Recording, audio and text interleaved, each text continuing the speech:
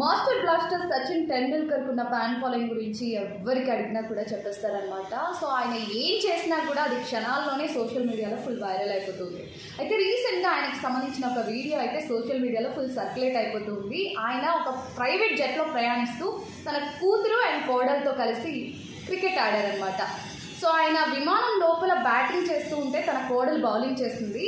సచిన్ టెండూల్కర్ ఒక భారీ షాట్ ఆడేటప్పుడు ఆ బంతి నేరుగా వెళ్ళి సారా టెండూల్కర్ చేతికి చిక్కింది, అంతే అవుట్ అయిపోయారు.